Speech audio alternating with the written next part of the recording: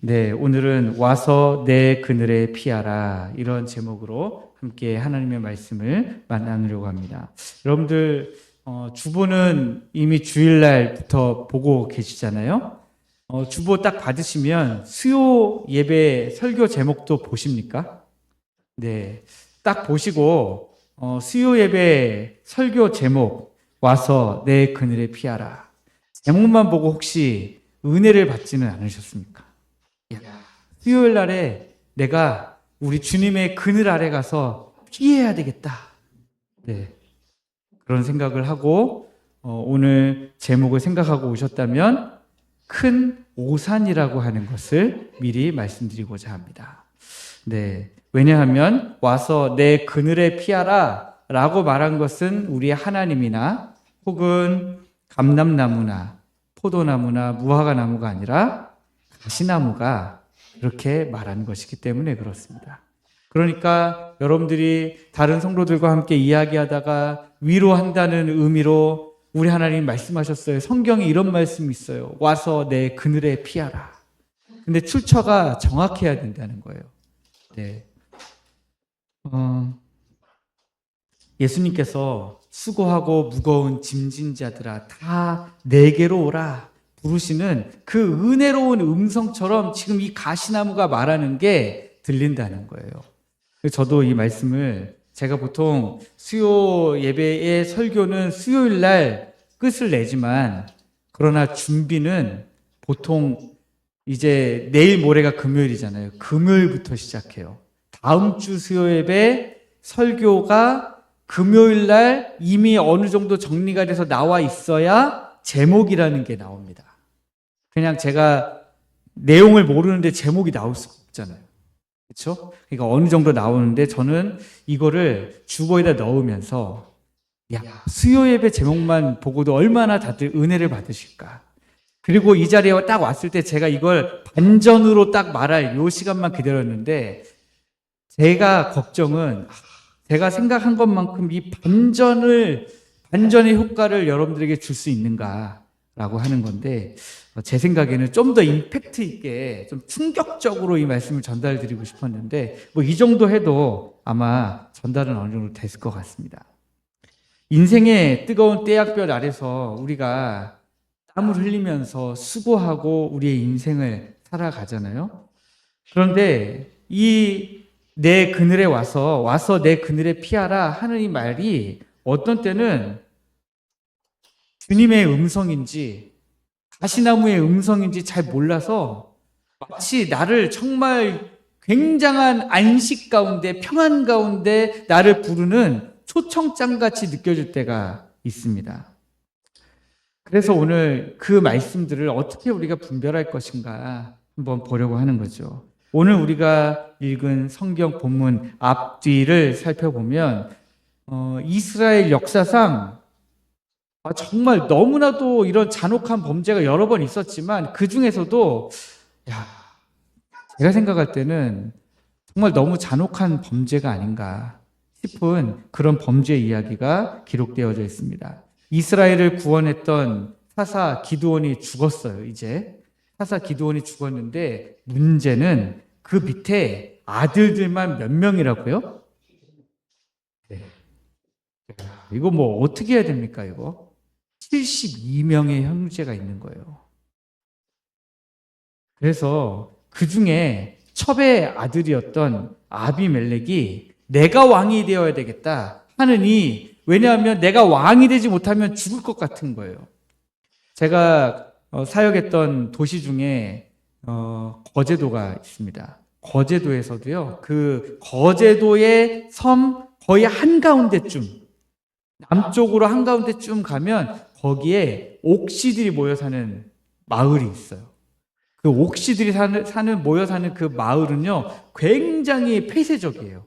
외부에서 뭐 이제 자동차 있으니까 거기 한 번씩 들러서 나오고 막 그러죠. 그 전까지는 누가 뭐 감히 찾아가서 보기도 어려운 그런 동네입니다. 그 동네에 마을이 하나 있는데 그 동네가 마을이죠.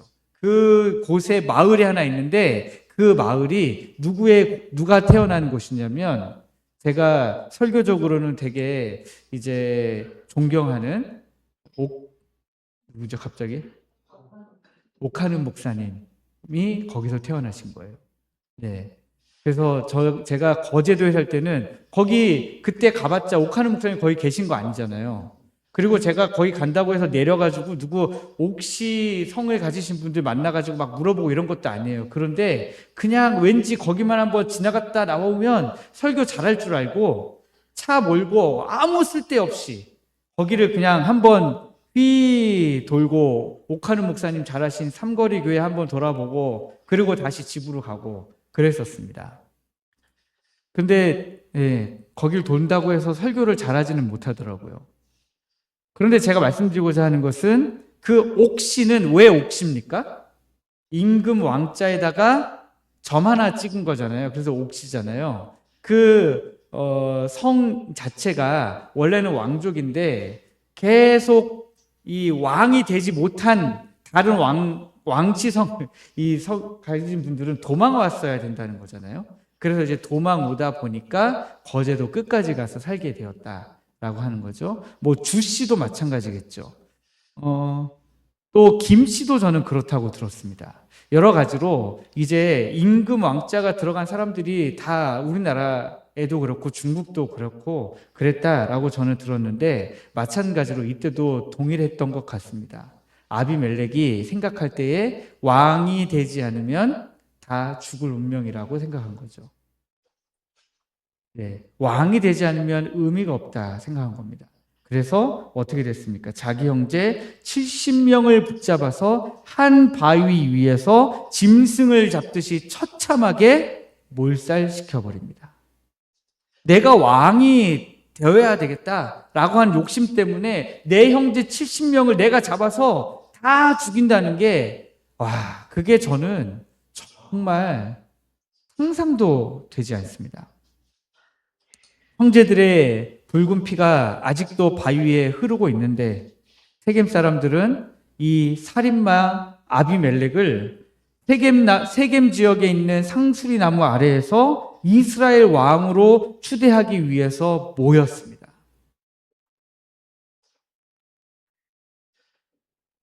바로 그때 이제 오늘 말씀이 시작되는 거죠. 7절 말씀에 요담이 그 일을 듣고, 요담은 이제 그 중에 그 형제들 72명 중에 아비멜렉이 70명을 잡아 죽이고 요 막내 79번째 맨 마지막 동생 요 녀석이 살아남은 거예요.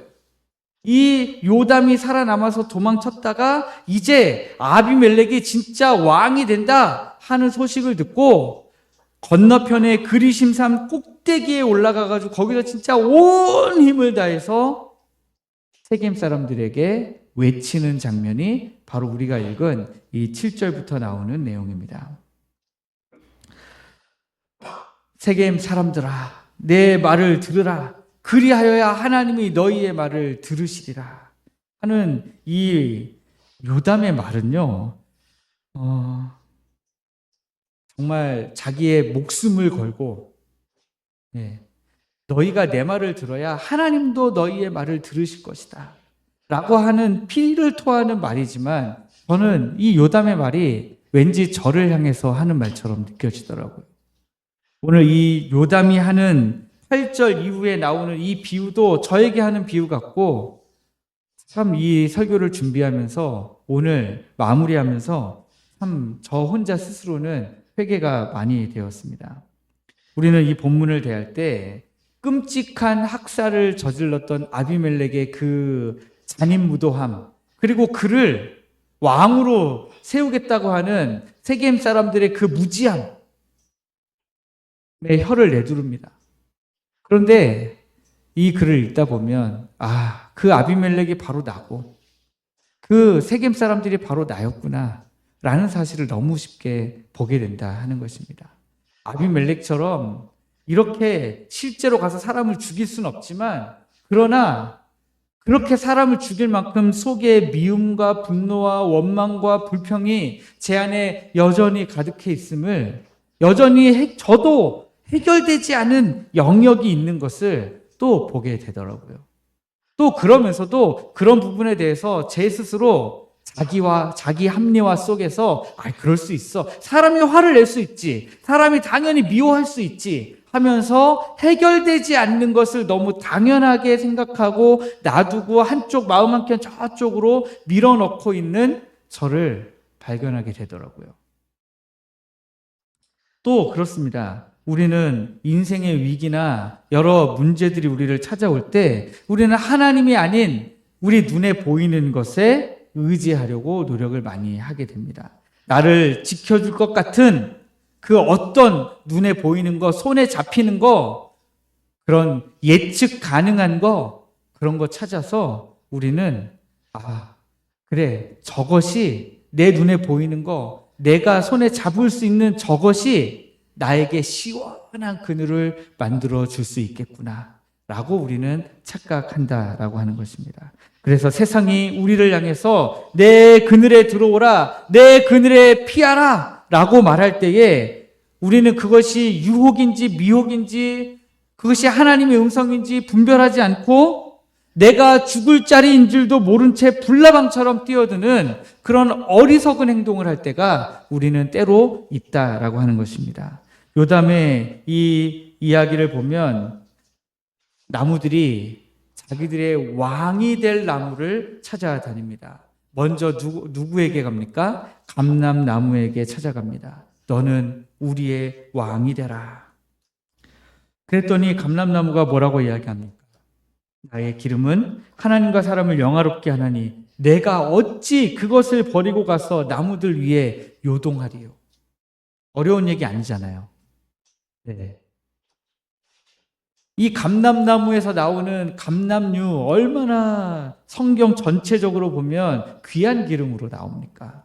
그런데 그 감람나무가 자기에게서 나는 그 기름이 하나님과 사람을 얼마나 영화롭게 하는 기름인지 알고 자기의 처지를 알고 자기의 본분을 알고 자기의 사명을 알고 자기의 존재가 왜 있어야 되는지를 알고 경거망동하지 않는다라고 하는 거죠.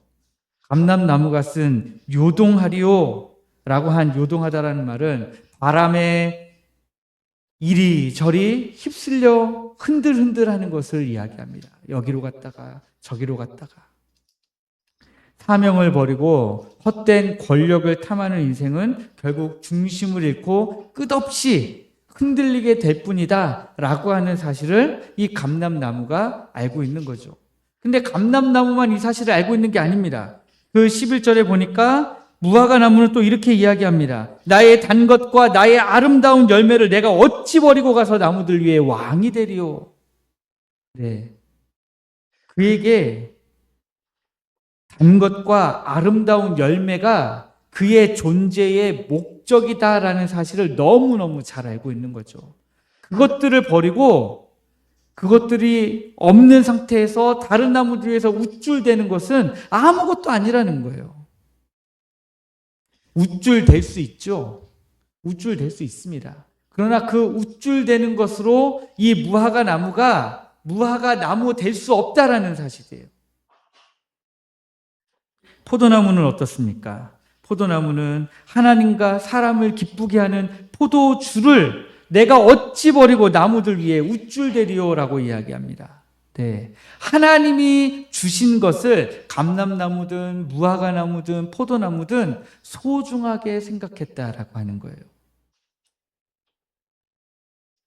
사명을 귀히 여기는 나무들이 모두 거절하니까 나무들은 마지막으로 숲에서 가장 쓸모없는 가시나무에게 찾아가서 왕이 되어달라고 요청합니다. 그때 가시나무가 나무들을 향해서 아마 굉장히 위험 있는 목소리로 이야기했을 것 같아요.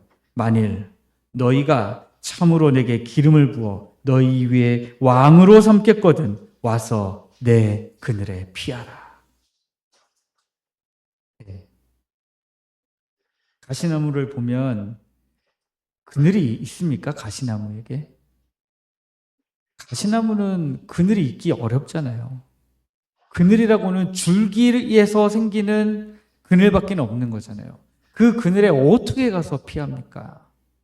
네. 피하려고 해도 그늘이 없는 나무인데 어떻게 자기 그늘에 들어와서 피하라고 할 수가 있겠어요?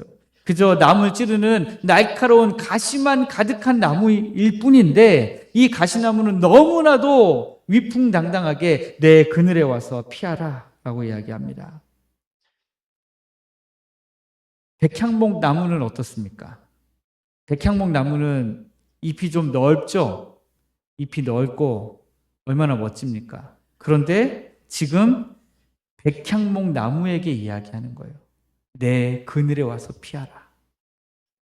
피하지 않으면 너 내가 불살라버릴 거야 라고 지금 15절 마지막에 이야기하고 있잖아요. 피하지 않으면 불이 가시나무에서 나와서 레바논의 백향목을 살릴 것이니라. 저는 가시나무의 사기극이라고 생각합니다. 그래서 원래 제목을 두 개 중에 고민한 거예요. 하나는 와서 내 그늘에 피하라. 또 하나는 가시나무의 사기극. 이렇게 하려고 했다가 와서 내 그늘에 피하라로 정한 겁니다. 이거 완전 사기극 아닙니까? 자기보다 그늘을 더 많이 만들 수 있는 나무들에게 가시나무가 내 그늘에 와서 피하라 라고 하는 것은 완전 사기죠. 제가 하나님의 말씀을 하나도 안 읽으면서 여러분들에게 여러분 성경 읽으셔야 됩니다. 저는 하나님의 약속을 안 믿으면서 여러분 하나님의 약속을 믿으셔야 됩니다. 저는 하나님을 한 번도 경험해 본 적이 없는데 여러분 어떻게 지금까지 신앙생활 하시면서 하나님을 한 번도 경험을 못 해보셨습니까? 라고 이야기한다면 저는 사기를 벌이고 있는 거죠. 저에게 그늘이 하나도 없는데 여러분들에게 날마다 여러분 제가 열심히 말씀을 준비해서 여러분들에게 할 테니까 여러분 그늘에 와서 쉬십시오 라고 말하면 사기죠. 그런데 우리도 마찬가지예요. 우리도 나뭇잎 하나 없이 가시밖에 없는 사람들인데 나가서 전도가 될까요? 내가 먼저 헌신하지 않고 섬기지 않고 내가 먼저 하나님의 말씀에 순종하지 않고 하나님의 말씀에 대한 확신이 하나도 없는데 사람들에게 나가서 교회로 오라고. 하나님 너무 좋으시다고. 하나님 경험해보지도 못했는데. 하나님이 그 좋게 해주시는 거 한 번도 경험해본 적이 없는데 하나님 너무너무 좋으신 분이라고. 그런데 그 하나님이 너무 좋으신 분이라는 얘기를 못하죠. 그래서 사람들이. 그래서 무슨 얘기를 하기 시작했습니까? 언제부턴가 한국교회는 하나님 너무 좋으신 분이라고. 예수님이 당신을 사랑한다고. 이렇게 이야기하면서 전도하는 게 아니라 뭐라고 얘기하면서 전도하기 시작했어요? 우리 교회 너무 좋다고. 우리 목사님 너무 좋다고. 목사님도 좋고 교회도 좋을 수 있어요. 그러나 하나님을 경험해 보지 못한 채 하나님께로 인도하는 것은 어쩌면 소경을 인도하는 것일 수 있겠다. 우리가 좀 더 확신을 가지고 복음을 전하려면 우리 안에 하나님에 대한 확신이 있어야 되잖아요. 하나님을 알아야 되잖아요. 하나님에 대한 지식이 있어야 됩니다. 그래서 하나님이 정말 너무 좋으신 분이라는 사실을 안 상태에서 복음을 전해야 정말 위력 있는 복음이 선포되는 것이죠. 지금 가시나무는 그런 사기를 벌이고 있습니다. 가시나무에 이 와서 내 그늘에 피하라 하는 이 달콤한 초청은요, 곧바로 소름 돋는 협박으로 바뀝니다. 와서 내 그늘에 피하라. 그렇지 아니하면 불이 가시나무에서 나와서 레바논의 백향목을 사를 것이니라. 여기 신학적으로 볼 때 가시나무로 번역된 히브리어는 아타드라고 하는 단어입니다. 사막에 가면 가시덤불 있잖아요. 그 가시덤불이에요. 그런데 이 가시덤불이 평소에는 아무짝에도 쓸모없는데 저는 이게 정말 그런지 나중에 한번 가서 보고 싶더라고요. 저도 이런 것도 사실 좀 안타까운 부분이긴 하죠. 왜냐하면 신학자들이 써놓은 글에 그렇게 돼 있어요. 뭐라고 돼 있냐면 신학자들이 써놓은 글에 이 가시덤불 아타드는요, 건조할 때 가지끼리 부딪히면 불이 붙는데요. 진짜 그럴까요? 저는 믿어지지가 않는데 네. 그래서 이거를 전달을 해드려야 되나, 말아야 되나. 그런데 또 신학자들이 그렇다고 하니까, 네. 그래서 주변 숲을 잿더미로 만들어버리는 파괴적인 식물이 바로 이 가시덤불이라고 합니다. 마른 가시덤불. 그러니까 지금 요담은 이제 세겜 사람들이 왕으로 지금 추대하고 있는 그 아비멜렉이 바로 이 가시나무다라고 지금 고발하고 있는 거죠. 그 가시나무 같은 이제 왕이 될 아비멜렉은요, 백성을 품어줄 능력은 전혀 없으면서 자기 말을 듣지 않으면 태워버리겠다. 내가 너희들을 불태워버리겠다라고 협박하는 그런 가짜 왕이다라고 하는 것입니다. 이 끔찍한 비극의 해결책은 가시나무를 왕으로 세우지 않는 것이죠. 감람나무나 포도나무처럼 세상의 허영에 요동하지 않고 명예, 권력, 권위, 존경, 사람의 인정 이런 것에 흔들리지 않고 내게 주신 사명의 자리에서 묵묵히 하나님이 맺게 하시는 아름다운 열매를 맺어가는 것이 공동체를 살리는 참된 길인데, 아비멜렉은 그렇지 않고 가시만 가지고서 지금 이스라엘의 왕이 되려고 하고 있었던 것입니다. 성경을 보면 이 가시나무 이야기에 나오는 이 똑같은 비극이 훗날에 이스라엘 가운데, 역사 가운데 또 한 번 나타나는 것을 볼 수 있습니다. 이사야서 30장 말씀을 보면 아수르 제국의 위협에 직면한 이스라엘 백성들이 어떻게 하냐면 하나님을 의지하지 않고 애굽으로 도망치는 사건이 발생합니다. 그때 하나님이 이사야 선지자를 통해서 이스라엘 백성들에게 하신 말씀이 뭐냐면, 그들이 바로의 세력 안에서 스스로 강하려 하며 애굽의 그늘에 피하려 하여 애굽으로 내려갔도다 라고 하는 거예요. 애굽의 그늘에 피하러 내려간 겁니다. 지금 세겜 사람들은 아비멜렉의 그늘에 피하려고 하고 있어요. 그런데 훗날에 이스라엘 백성들은 애굽의 그늘로 피하려고 도망갔습니다. 이스라엘은 눈에 보이는 거대한 제국 애굽이 시원하고 안전한 그늘이 되어줄 줄 알았던 겁니다. 그러나 애굽은 우리가 지금까지 살펴본 바로는 감람나무, 무화과나무, 포도나무, 가시나무 중에 어떤 나무였을까요? 가시나무였습니다. 그 가시나무의 그늘에 피한 결과는 참혹한 수치와 멸망이었다라는 사실이에요. 우리 인간은 이처럼 끊임없이 헛된 가시나무의 그늘을 찾아 헤매는 연약한 존재들일 수밖에 없다라는 것입니다. 그러나 이런 우리의 연약함은 누구를 만나면 끝나냐? 참된 왕이신 예수 그리스도의 십자가 앞에서 완전히 끝나게 된다라고 하는 것입니다. 아비멜렉은 그늘도 없으면서 내 그늘에 피하라 거짓말을 했죠. 끝내 자기 형제들을 피 흘리게 만든 가시나무 같은 왕이었습니다. 그러나 우리의 참된 왕이신 예수 그리스도는 어떻게 하셨어요?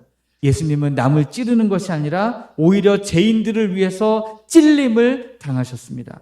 아비멜렉은 가시나무 뒤에 숨어 사람들을 불태웠지만 우리 예수님은 죄인들을 살리시기 위해서 스스로 머리에 가시관을 쓰셨습니다. 애굽의 그늘, 가시의 나무의 그늘에는 안식이 없었지만 골고다 언덕 위 십자가에서 두 팔을 벌리며 죄인들을 용서하신 예수 그리스도의 품에 들어가면 영원한 안식을 우리가 얻을 수 있습니다. 가시나무의 불길에 우리는 마땅히 다 죽었어야 되는 사람들이에요. 그런데 우리 주님이 친히 십자가에서 보혈을 흘려 주심으로 말미암아 우리를 위한 화목 제물이 되어 주셔서 우리는 이제 우리가 타는 것이 아니라 주님이 스스로 제물이 되어 주셨고요. 그래서 그 주님으로 말미암아 우리가 영원한 생명을 얻게 된 것입니다. 그러므로 오늘 이 말씀을 통해 하나님이 우리에게 주시는 말씀은 분명합니다. 세상의 헛된 권력과 물질이라는 가시나무를 그늘로 착각하지 말라는 거예요. 세상은 우리에게 내 밑으로 들어오면 편하게 해주겠다 그렇게 말합니다. 돈 좀 많이 쌓아놓으면 얼마나 시원한 그늘이 되겠는가. 좀 건강만 하면 얼마나 시원한 그늘이 되겠는가. 내가 좀 권력 있는 사람들을 알고 있으면 얼마나 나에게 시원한 그늘이 되겠는가. 우리는 그렇게 생각한다는 거예요. 그런데 그 끝은 우리 영혼을 찌르고 태우는 가시덤불만이 우리를 기다리고 있다 하는 것입니다. 그래서 하나님이 우리에게 원하시는 것은 우리가 참된 그늘이신 예수 그리스도의 십자가 아래 머물면서 하나님과 사람을 영화롭게 하는 우리 나만의 아름다운 열매를 맺어가는 것입니다. 여러분들을 통해서 하나님이 맺기 원하시는 열매들이 있잖아요. 그 열매들을 맺어가셔야 된다는 거예요. 그런데 그 열매를 맺으시는 방법이 뭐냐? 우리 주님 말씀하셨잖아요. 포도나무 가지가 포도나무에 이 포도라는 열매를 맺으려면 어떻게 해야 됩니까? 유일한 방법은 포도나무에 붙어 있는 거예요. 그러므로 여러분, 우리가 해야 되는 노력은 주님께 붙어 있기 위해서 노력하는 겁니다. 그러면 붙어 있기만 하면 나를 통해서 열매가 저절로 맺어져요. 이렇게 쉬운 게 어디 있어요? 사실 너무 쉬워서 더 어려운 것 같아요. 붙어 있기만 하면 되는데 붙어 있는 것만으로는 만족이 안 되는 민족이죠. 우리 민족은. 그렇죠? 제가 라오스에 있을 때 봤던 이 서양 사람들 여행 다니는 스타일 보면요. 그 사람들은 여행지로 출발할 때 우리처럼 2박 3일, 3박 4일 이렇게 짧게 여행 가지 않아요. 한 2달에서 석 달. 네, 그렇게 여행을 잡고 갑니다. 갈 때에 요즘에는 이제 이 문화가 좀 많이 바뀌었지만 왜냐면 이제 이런 기계들이 많이 생겼으니까요. 문화가 많이 바뀌었지만 예전에는 소설책 1권, 2권 정도 가지고 출발합니다. 그리고 이제 뭐 동남아나 이런 데 여행 오잖아요. 그러면은 한 달은요. 학원에 가서 그 나라 말을 배워요. 여행하는 2달이나 석 달 중에 한 달을 학원 가서 말을 배워요. 그리고 나머지 한 달 동안은 그 나라를 돌아다니면서 한두 달을 돌아다니면서 뭐 하냐면 그 해먹 있잖아요. 해먹. 그런 이 핸드폰 잘 안 터지는 그런 데에 있는 이 호텔이 아니라 그냥 이렇게 묵을 수 있는 숙소 같은 거 있잖아요. 그런 데 들어가가지고 며칠씩 묵으면서 핸드폰 이런 거 잘 하지도 않아요. 해먹에 누워서 낮에는 책 보다가 책으로 얼굴 덮고 자다가 그렇게 여유 있게 살다가 일어나가지고 진짜 맛있는 거 먹고 그러다가 그 책 다 읽으면 그 책은 그 지역에 있는 중고서점 책방에다 팔아요. 팔고 그리고 또 이제 떠나가고 이렇게 합니다. 그런데 요즘에 유튜브에 우리나라 사람들 여행하는 것 때문에 외국 사람들이 엄청 깜짝 놀란다는 거예요. 왜냐하면 우리나라 사람들이 유럽에 여행을 왔는데 유럽 사람들이 볼 때는 이해가 안 된대요. 유럽에서 살면서 직장 다니는 유럽 사람들보다 더 일찍 일어난대요. 여행 온 사람들이. 거기서 살면서 직장 다니는 사람들이 아침에 8시, 9시에 일어나는데 한국 사람들은 4시, 5시에 일어나가지고 새벽부터 여행을 다닌다는 거예요. 도대체 한국 사람들은 어떻게 저렇게 다니냐? 그리고 제가 또 요즘에 재밌는 거 하나를 알았습니다. 유럽 사람들이 차를 이제 한국 사람들이 와서 차 렌트해가지고 운전하고 막 돌아다니잖아요. 반납되는 차가 운전을 키로수를 얼마를 했는지를 보면 한국 사람이 했다, 다른 나라 사람이 했다 이게 명확하게 구분된대요. 한국 사람은 무조건 키로수가 엄청나게 많아진답니다. 거의 일주일에 10,000km 정도 뛴대요. 한국 사람들은. 그냥 계속 돌아다니는 거예요. 그러니 우리는 민족적인 특성상 뭔가를 계속 해야 되는 거예요. 그래서 사실은 이 하나님이 일하실 때까지 기다리기가 정말 너무 어려운 민족입니다. 뭐라도 해야 돼요. 뭐라도. 교회에 사람이 좀 부족해 보인다? 그럼 뭐라도 사람들을 어떻게든 여기에 데려다 놓는 데에 최선을 다하는 민족입니다. 그런데 저는 그것을 우리가 좀 내려놓자라고 계속 말씀드리는 거예요. 하나님이 일하시는 것을 경험해보고 싶으시잖아요. 우리가 지금까지 하나님을 믿어왔는데 하나님이 일하시는 걸 우리가 좀 봐야 되잖아요. 우리가 하나님 일하시는 걸 좀 경험해서 알아야 되잖아요. 야, 정말 하나님 정말 살아계시는구나. 그래야 우리에게 영적인 파워가 생기거든요. 영적인 힘이 생기거든요. 이거 경험하기 전까지 영적인 힘이라는 게 없는 거예요. 여러분들이 지금까지 많은 성경 공부를 해오셨다면 공부하신 것을 경험하셔야 돼요. 경험을 하셔야 정말 그때부터 대단한 세상이 감당할 수 없는 힘이 생기는 거거든요. 저는 여기 수요 예배 나오시는 우리 성도님들이 먼저 이 하나님의 일하심을 함께 경험하기로 같이 좀 마음을 모아주시기를 부탁드립니다. 같이 하나님의 일하심을 보고 요즘에 그 몸에서 제일 중요한 근육이 어디라고 하죠? 팔인가요? 다리인가요? 제일 중요한 근육이 어디예요? 그거를 코어 근육이라고 이야기합니다. 이 몸의 중심에 있는 근육이 제일 중요하다고 이야기해요.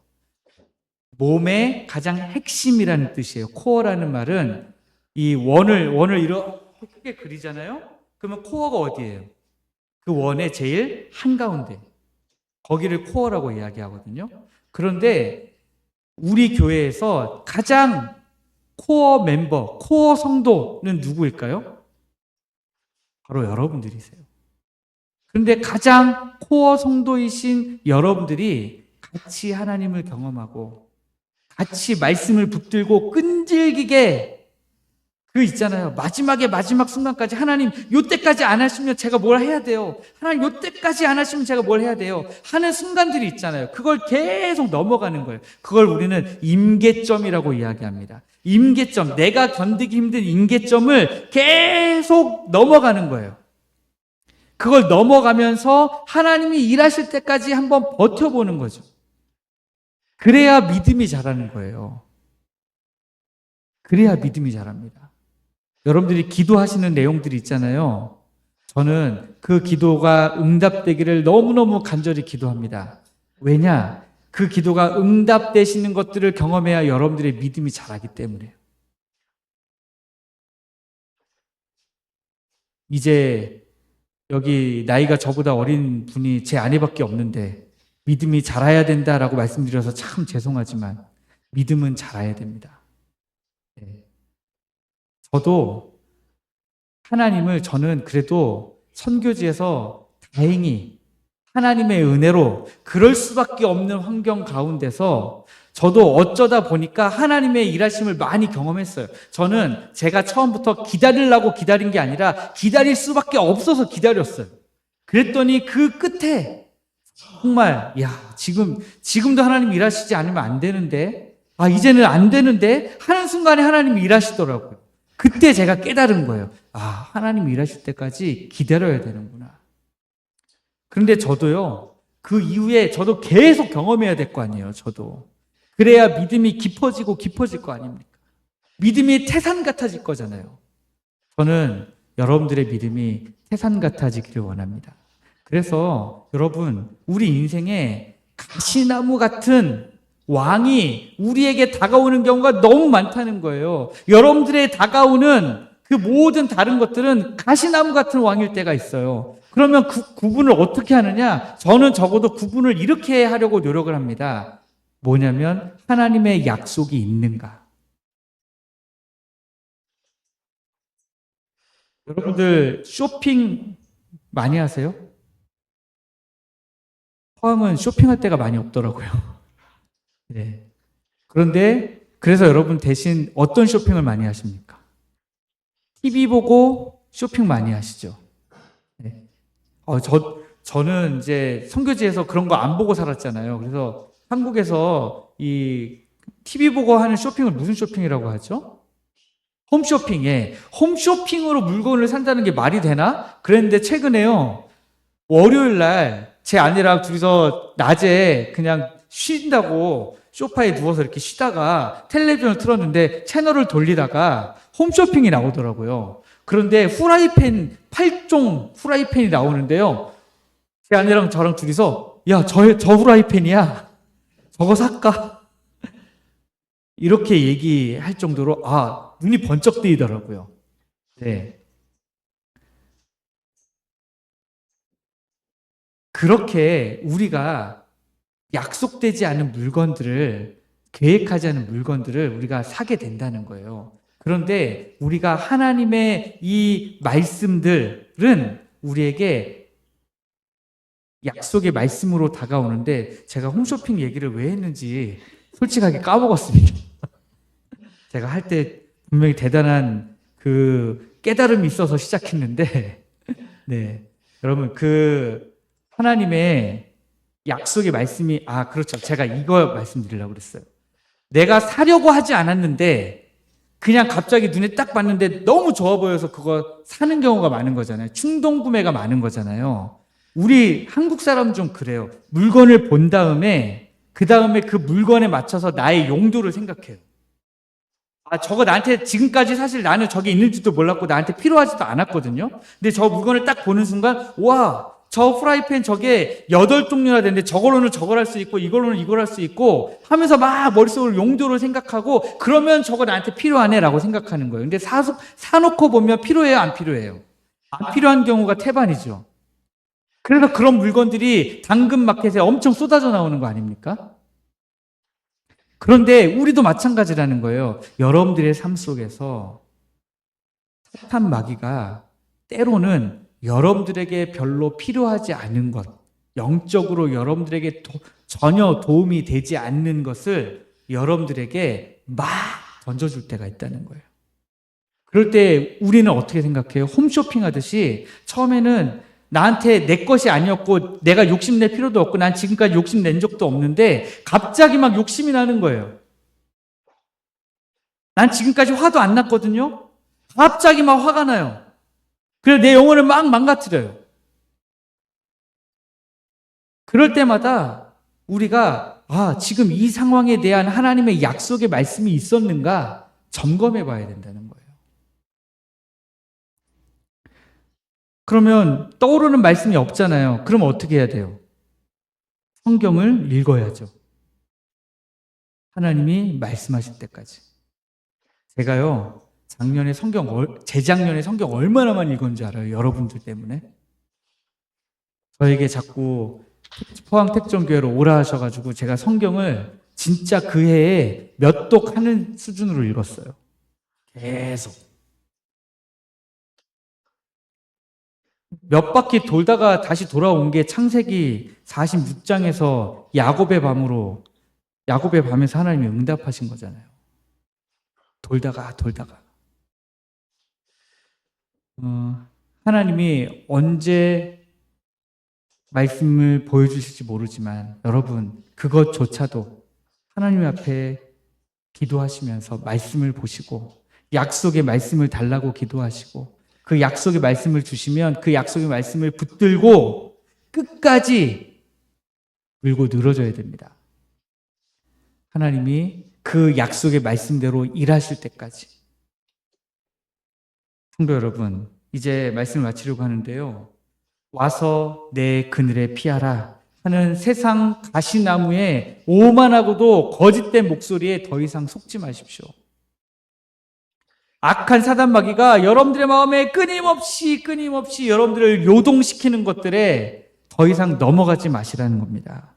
그 악한 사단 마귀의 속삭임에 이리저리 요동하면요, 안식도 없고 평안도 없어요. 생명도 없습니다. 그러므로 오늘 이 밤에 여러분, 내가 나의 참된 왕이신 예수 그리스도께 꽉 붙어 있어야 되겠다. 내가 예수 그리스도의 약속의 말씀을 붙들어야 되겠다. 여러분들이 붙들고 늘어지시는, 그래서 우리 하나님이 기뻐하시는 참된 백성 되시기를 주님의 이름으로 축복합니다.